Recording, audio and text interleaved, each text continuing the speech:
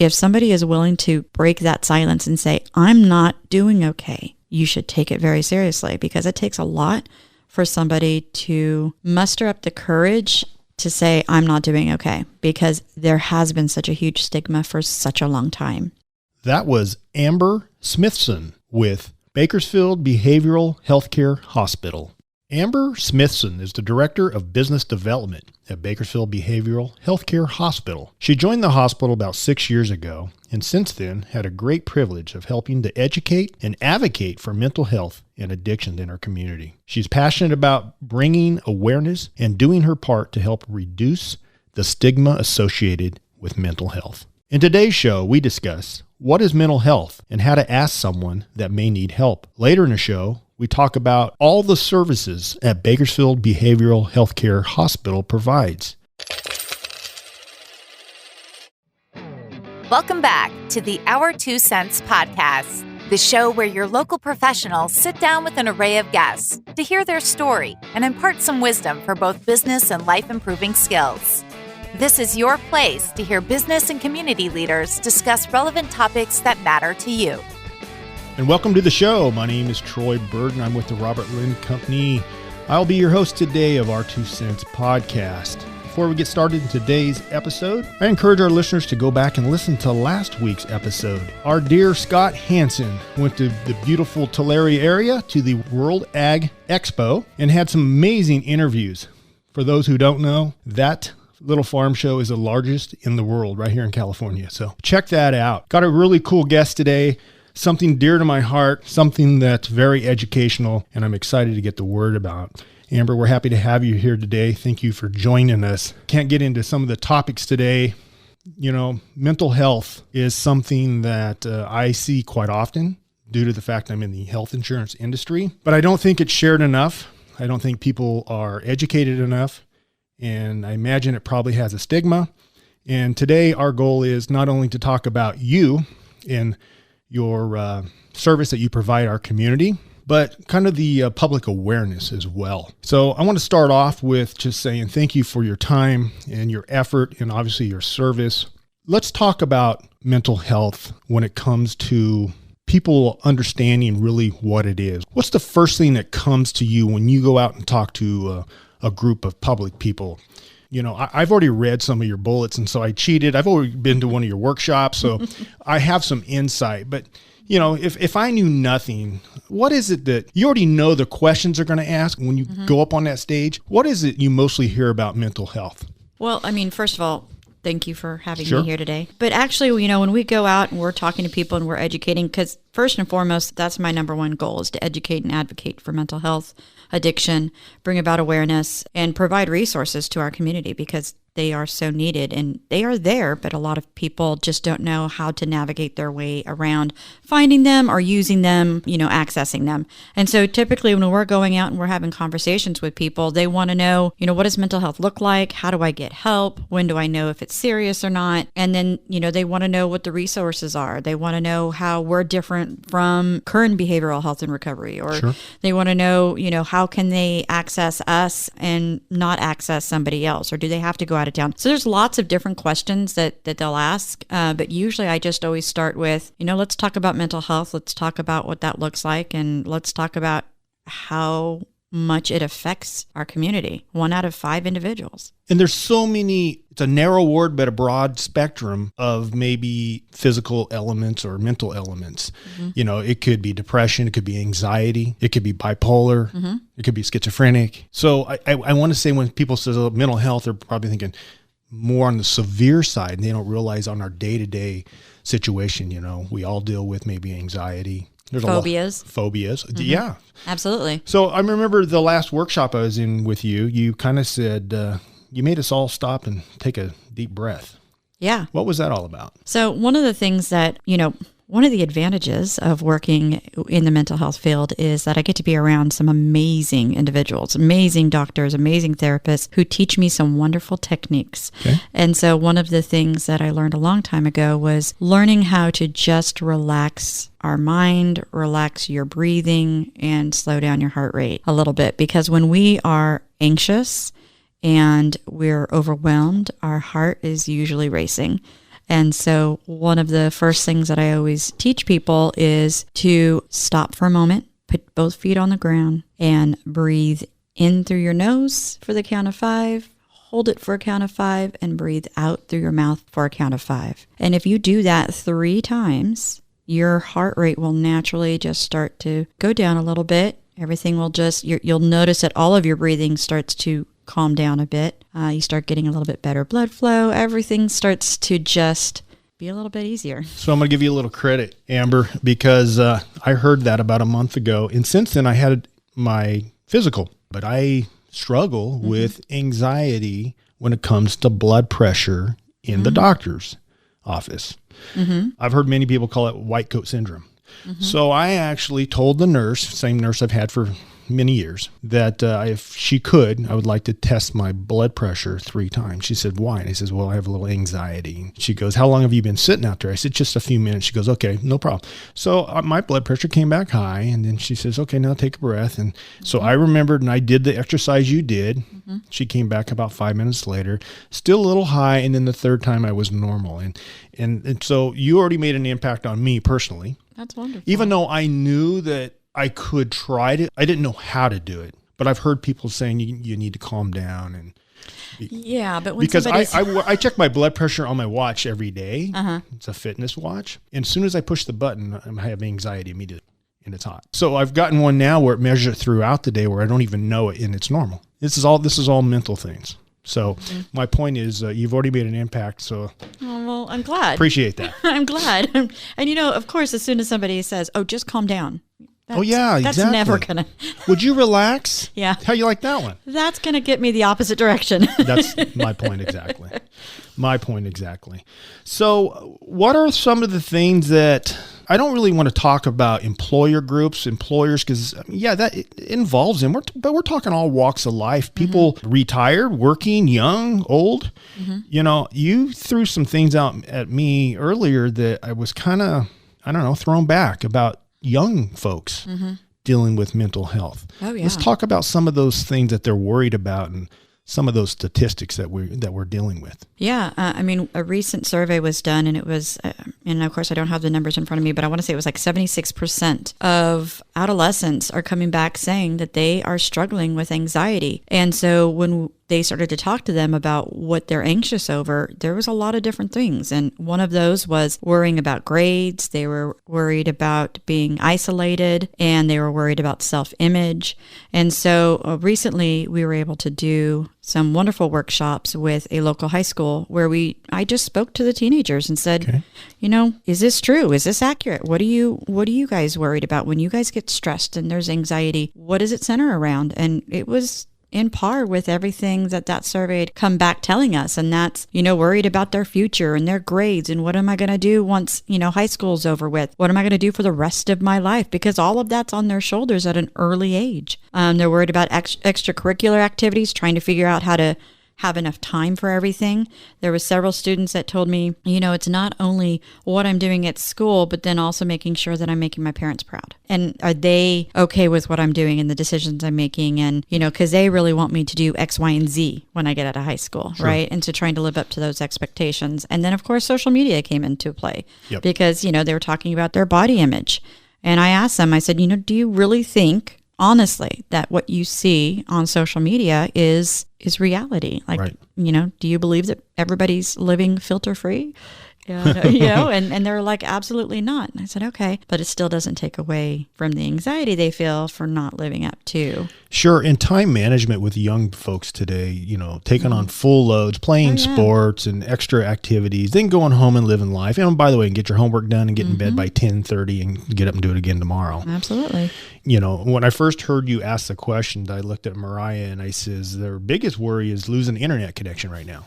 Wi-Fi, which was a joke. And there's some truth to that too, because unfortunately some of us are extremely attached to those devices, but that is truly a problem for some people. I mean, I'm sure you've dealt with that and seen with that. Let's talk about some of the myths about mental health. So I read a few, like people with mental health issues are violent.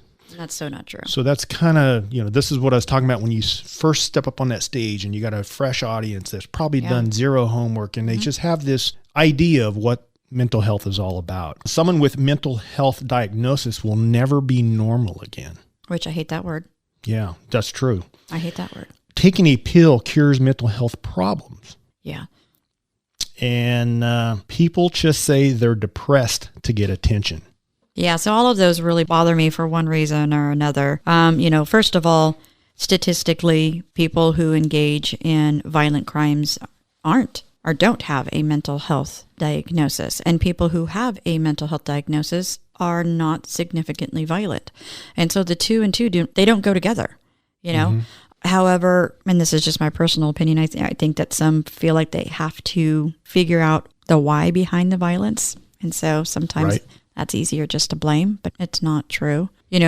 People who say that they're depressed, I promise you that they're not doing it to get your attention, because there's so much stigma surrounded. Sure, it's a dark place. Right, it's a dark place. And if somebody is willing to break that silence and say, I'm not doing okay, you should take it very seriously, because it takes a lot for somebody to muster up the courage to say, I'm not doing okay, because there has been such a huge stigma for such a long time that it's still hard for many, many people to admit to something like that. And so if they do, take it seriously.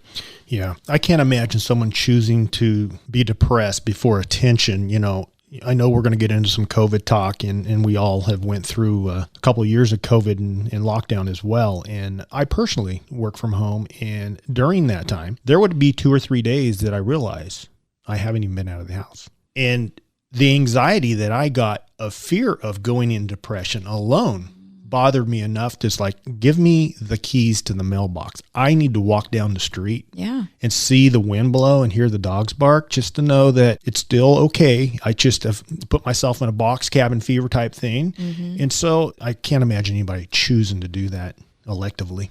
No, absolutely not. And the myth that a pill will cure everything, I tell you what, there is medication management involved oftentimes with mental health diagnoses and treatment. It's not like you're going to have this one pill that's going to magically cure everything. Right. And everybody's got a different treatment plan. And if I had diabetes, my treatment plan may look different than my neighbor or my sister or my mother, right? It's all different. And so it's the same thing.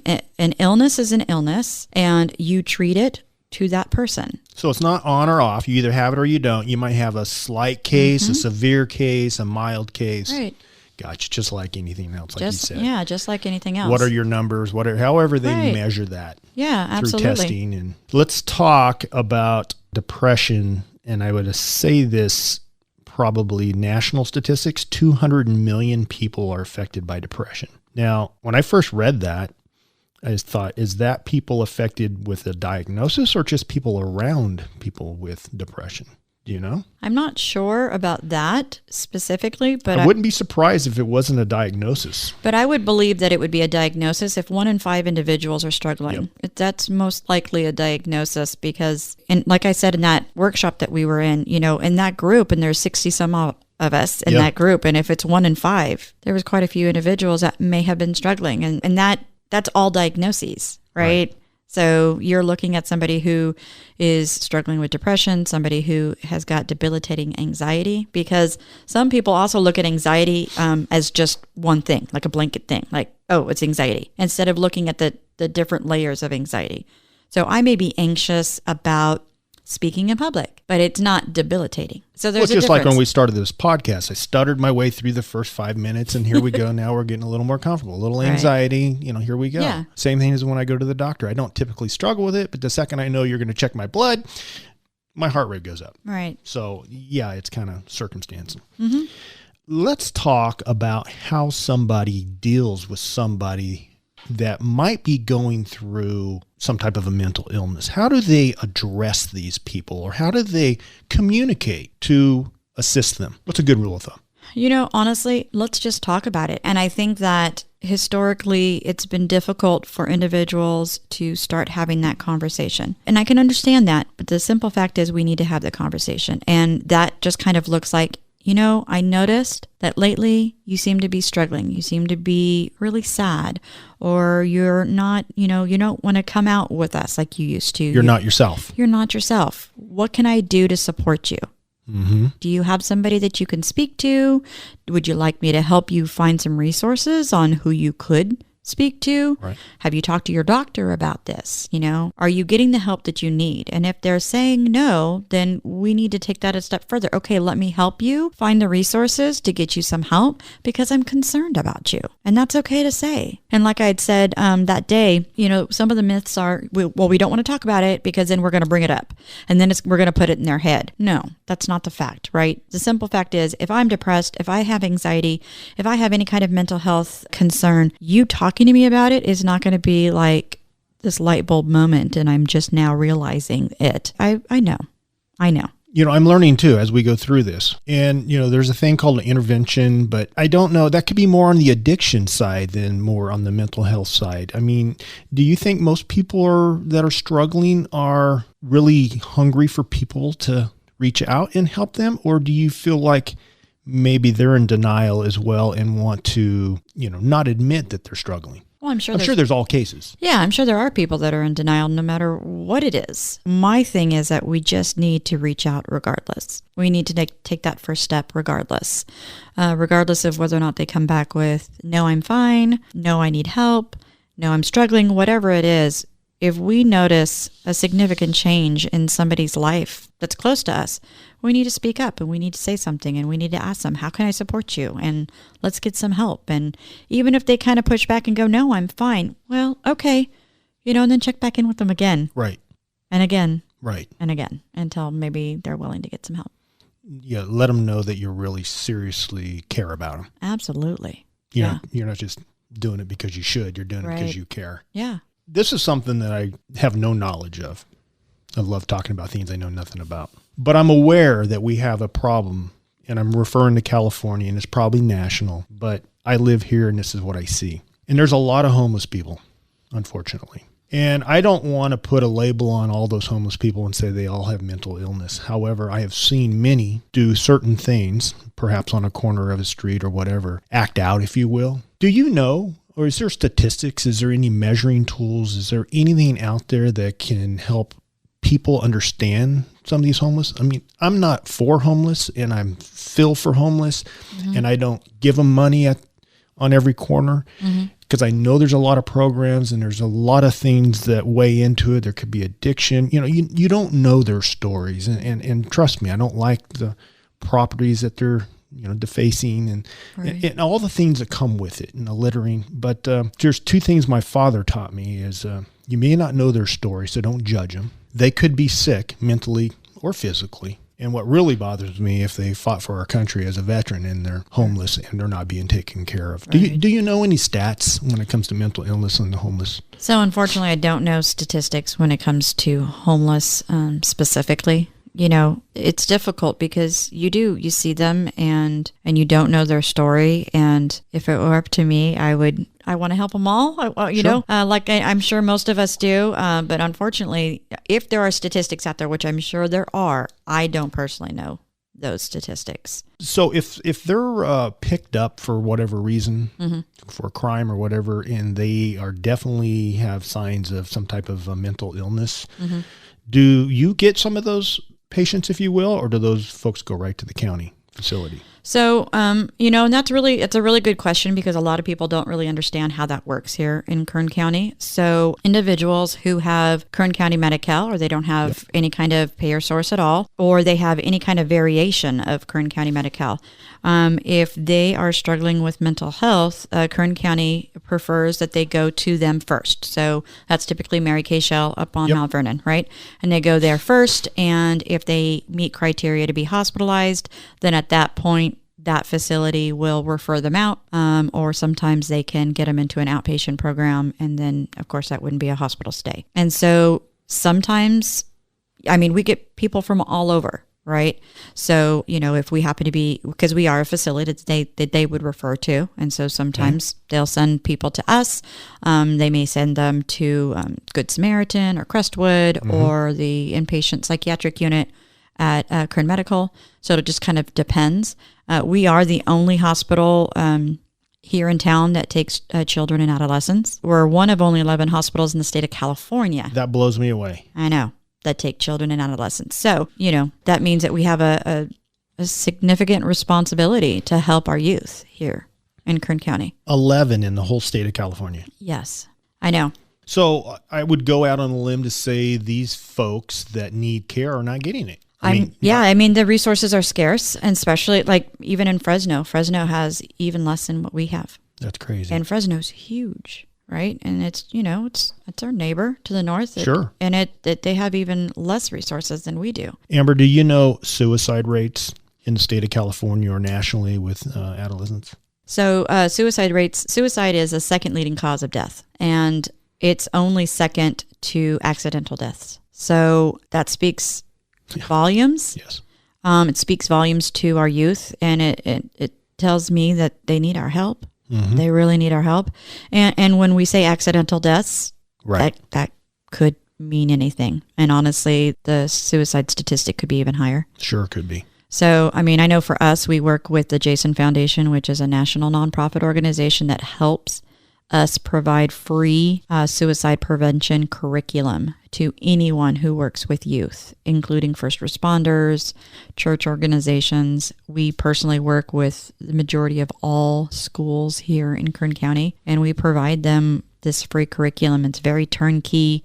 It's basically a train the trainer. So we go in and we'll teach the counselors and teachers how to use this curriculum, and then they can use it for free. Because, several years back, there was a law that was enacted making it where we have to teach suicide prevention in our high schools. And so, in fact, the gentleman who started the Jason Foundation, it was instrumental in passing that law. And so it was very important to him that we get suicide prevention curriculum out there to as many people as we possibly can, so they can talk to our youth about this, so they can give them signs, warning signs, and what to do and where to go if they need help, so that they didn't feel so alone, so that hopefully we could stop having so many suicides and stop this silent epidemic that's happening. What a cool program. And that was the Jason Foundation. That's Yes. a national foundation. It's a national foundation. So do you feel like the government, and I don't want to ask you if they're doing enough, but is the government supporting your role in the mental health arena? Do you see people writing bills to try to strengthen the support, financial support? Do you feel like you're alone, or do you feel like it's going the right direction? Guide you enough to answer that? You guided me. So I think that they're doing everything that they know to do. I always think that we can do more. There's always more that we can do. I do think that the needle is starting to move in the right direction. I think that more people are having the conversations that we need to be having. I think that the more superstars and different people that started having conversations and coming out about, their own struggles with mental health, I think it started to break down some of the barriers that we were seeing. And so more and more people are going, oh, I guess we can talk about it a little bit more. And I think that's done a lot of good. And so I think that all of us are trying to move it in the right direction, but we definitely have a lot further yet to go. Right. You and I were talking before the show. Yes, I imagine numbers are a little higher right now with certain diagnoses, but they've always been there. And I think people are just now, like you said, more aware, more people coming out. I know you said earlier you don't like that word normal. And what you just told me is we'll just call normal people, well-known actors, faces that have a platform, followers. If you want to call those people normal, they're coming out and saying, I'm struggling with mental health, whatever that might be, depression, anxiety, whatever. That's huge for those who need to hear that, to see that, because that makes you feel normal, going, wow, I'm not alone. Right. And that's a key. That's huge. Because so many individuals that are struggling with depression or anxiety, any kind of mental illness, it's very isolating, and they feel like they're alone. And even if they know they're not alone, even if they know other people are struggling, it's very isolating. And so the more we talk about it, the more we normalize the conversation around it, the more we're going to help individuals understand that they aren't alone. And that it's okay to have those conversations. It's okay to go get help. It's okay not to be okay. I want to talk about a few more things if these numbers were not daunting enough, but 1% of adults live with schizophrenia. That's pretty alarming. 4.4% of adults live with bipolar disorders. 9.5% of adults, that's 31 1/3 million people. At least one of those are major depressive episodes in the last year. So it's rampant. 18% of people ages 18 to 54 will experience an anxiety disorder in a given year. Well, I think we've learned a lot, but I want to talk about your services as the director, business development of Bakersfield Behavioral Healthcare Hospital. That's right there on White Lane, right there, right down from Stein Road, I believe. It's been there a long time, and it used to be ran from a couple different organizations, but you've been in the game in there for about 6 or 7 years. Let's talk about your facility, your services, maybe some of your programs, and how somebody could get educated or maybe even talk to you because they feel like they need to have some needs or maybe a loved one that they would like to share some information with. So let's start with your facility and what kind of programs do you have? Yeah, so our building has been there for about 35, close to 40 years. Signature Healthcare is our parent company.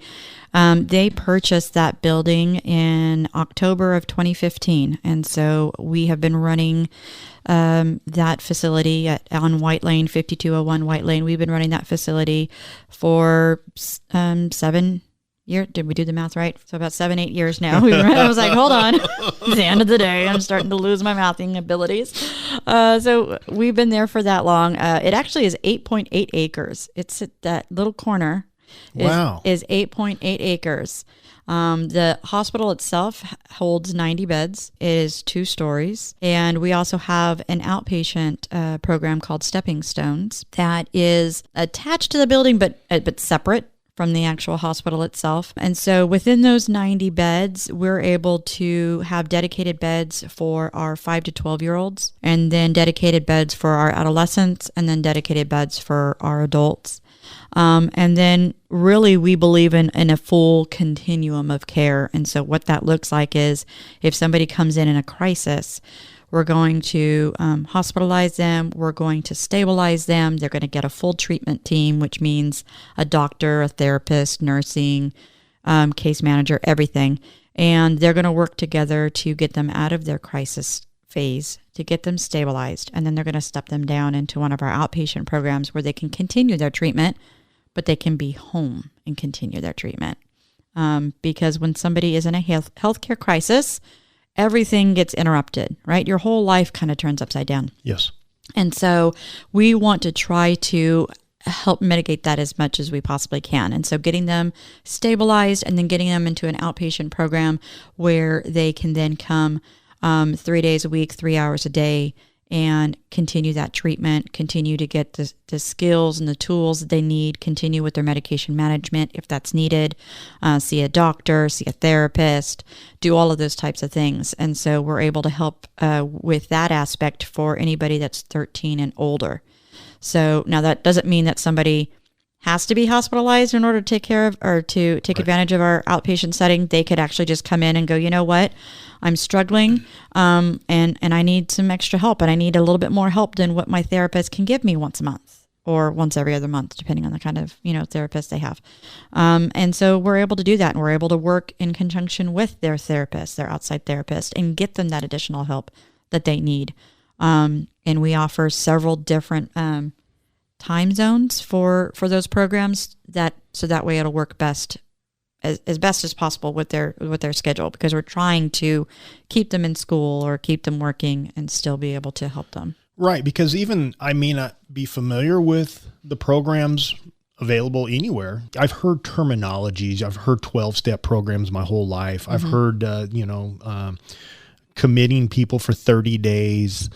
And those are probably more of addiction type facilities. But can you hold people against their will? No. Okay. So you can't hold anybody against the will. So this is basically how it works. An individual, say they are a danger to themselves, a danger to others, or so gravely disabled that they can't take care of their selves because of their mental illness. Yes. Kern County can do an evaluation of them, and if they feel that they meet that criteria, they can put them on a 72-hour hold. Okay. And within those 72 hours, they are going to want them to be hospitalized, where that individual can then be seen by a psychiatrist who can thoroughly evaluate them and then go, okay, maybe you only need to be here 72 hours. Maybe you need to be here less than that.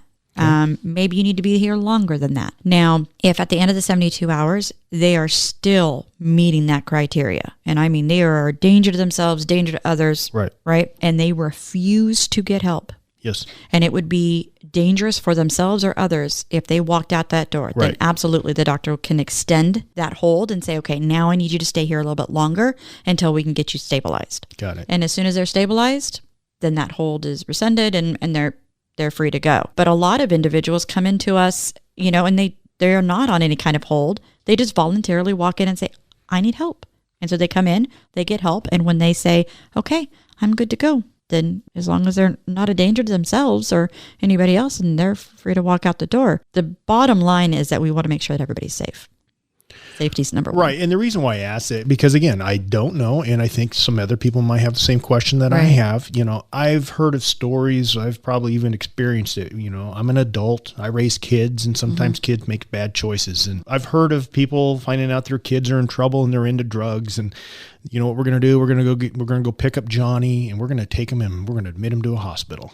He's addicted to drugs. And that maybe not the case. That's extreme, but you've heard those stories, and you always wonder, is that a thing? Can that even be done? So obviously that's your inpatient treatment. I'm sure you do a lot of group. You talked about different departments supporting each other. You said 60 beds? We're 90 beds. 90. Yeah. What's your typical capacity? Not capacity, but your occupancy.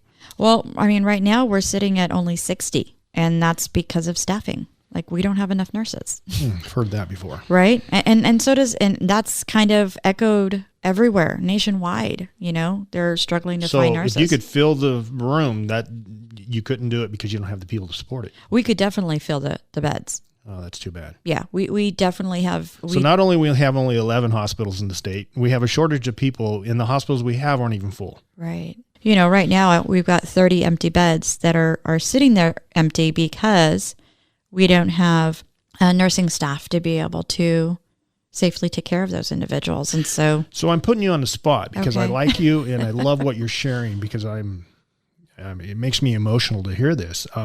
How do we help? I mean, who do we go to get support? Is it an assemblyman? Is it, and I'm saying it because we know those people, and we want to support you, not only locally, but as a state in the federal government. I mean, what do people do? Because I'm going to tell you something. I read statistics here that just are mind-boggling. I'm going to tell you my personal beliefs. Anybody that's ever been in a family picture has mental illness somewhere in that picture. It could be a very minor case or a very extreme case, but everyone's dealt with it. That's why I asked, is it a diagnosis or is it just being, maybe exposed to that? So the reality is we all exposed to it, maybe even in the workplace. Okay. So now my point is we're all affected. Now, how do we make a difference to help people? Because my personal opinion is we're not making the grade. And obviously I'm singing to the choir. So do you know the resource? Is there a political action committee that you support that we can go to and say, you know what, you're fighting in Sacramento for us, and we believe in you and we appreciate you, and what can we do to help? That's where I'm going with this. Yeah, I mean, I think first and foremost, we just need to get the staffing. And that's really what's important, because we want to be able to help more people. We really, really do. I know next month we're putting together an RN, a registered nurse appreciation event on the 23rd. And we're inviting all of the nurses from everywhere just to come in and let us show you some appreciation. Let us show you that we're an amazing place to work for, and that we are trying to change lives, and we want really good-hearted individuals to be a part of that change. And so hopefully, if you know somebody that's a registered nurse, that you'll share that information with them. You'll tell them to come, talk to us, fill out an application. They can call me directly. I don't care. Call me directly. We'll have a conversation. We need to get right-hearted individuals in there. And that's the first step. That is really the first step. And I feel that everything else we can kind of work on together, but I think the first step for all of us to do is to get the right-hearted individuals in our facility and working for us so that we can make the changes, affect people's lives like we want to. Wow. Yeah, unfortunately, I hear this talk a lot. There's a shortage of so many specialty occupations out there, and we're trying to recruit them from somebody else typically, and the whole industry's suffering from that. Let's talk about maybe some self-help techniques. Okay. Because I know you have some. So I do. Yeah. And this could be for anybody sitting at home or maybe even in your workplace. And, as an insurance agent, I can't have a podcast without talking a little bit of insurance shop talk. Mm-hmm. I do a lot of employee benefits here locally in the Valley. And if you don't know this, I want you to talk to your HR or owner if you don't have an HR department. And I want you to talk to them about an EAP, an Employee Assistance Program. They're typically standalone or embedded programs that are attached to typically a life insurance or disability product. And they're usually at no cost, or the cost is already incorporated in the product itself. There are thousands, I repeat, thousands of treatments or programs that you can utilize for yourself and your family and anyone in your household at no cost. And it is completely confidential. And I want you to know that there are a lot of resources out there that you may not be aware of. So EAP is the key word. Talk to your employer about it and ask if you have it. And if you find that they do not, you can always reach out to me and I'll be happy to educate them and tell them where they can go to find it, because it's very cost effective. And employers do care about employees, and mental health is no different. So, and it's not all mental health. It could be financial support. It could be so many different things. So take advantage of that and take the first step and ask about the EAP program. So self-help. What is a good idea? I remember some parts of it because you talked about people having their little box. A self-care kit. Okay. What is that? What's that look like? So self-care kits are great. I have one. I encourage everybody in my life to have one. And really, it's just it can be a physical box, or it can just be a place that you keep certain items that you go to every day to remind yourself to give yourself some love and some self-care. So for me, it's music. Music is very vital to my mental health and my mental well-being. Can I ask you what kind of music? So I'm very eclectic. And when I say that, like if I put on shuffle, you would be amazed, from Broadway hits to rap to, 90s grunge. That's why I asked. Yeah, you name it, I've got it. I didn't know if it was going to be all smooth jazz. No. But it also really depends on my mood. Exactly. Right? And so that's why I was raised very eclectic, and I raised all my children the same way. And so we like lots of different kinds of music. So I'm going to be listening to music. You may like bath bombs. You may want to take a bath. So you've got some bath bombs. You can go to the dollar store and get those little face masks, those little spa face masks, right? You can put that on for 10 minutes, walk your dog. Maybe you put on. So you'll have a dog leash in your box. And dog leash in your box. You may have some bath bombs, some face masks, and maybe nail polish, or it could be a nail file. It could be a stress ball. They've got fidget spinners and stress balls, all kinds of different things. It could be a book of Sudoku, or it could be a puzzle. Whatever it is, you need to make sure that you are dedicating at least 15 minutes every single day to yourself. That's not very much. It's not, but for people who aren't doing it at all. Oh, sure. Right? That's 0 to 100. Exactly. So you've got to start off with at least 15 minutes. That's to yourself. I take an hour every day. Yeah. And me personally, as well as my friend I work here with, Kyle, we try to go to the gym every day, at least an hour and a half. That is our personal time, and that is my mental time. That is, I do it in the afternoon, and it's just kind of let it all go. And when I miss it, I feel it immediately. Absolutely. I don't sleep well that night, so it starts feel it really quick. Yoga mats would be another one. So just finding your happy spot. Absolutely. And that's different for everybody. But, and that's where I don't want people to get discouraged, because they're like, I don't know. I can't find anything that really, keep trying. Just keep trying. It's okay. If something just doesn't work, then try something else.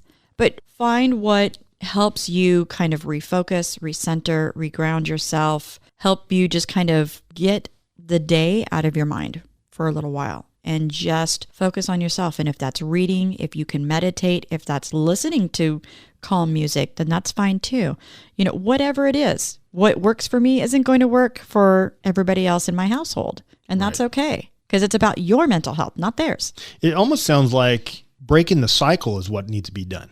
Instead of the everyday repetitive same old thing, and you're not doing real well at it. Either you could be stressing yourself out, going through some type of mental illness, or break it. Go for a walk. Read a book. It's normally not on your calendar. Right. I laugh. All my personal stuff is on my calendar, or it'll never happen. Yeah, me too. I'm the same way. But it's absolutely true.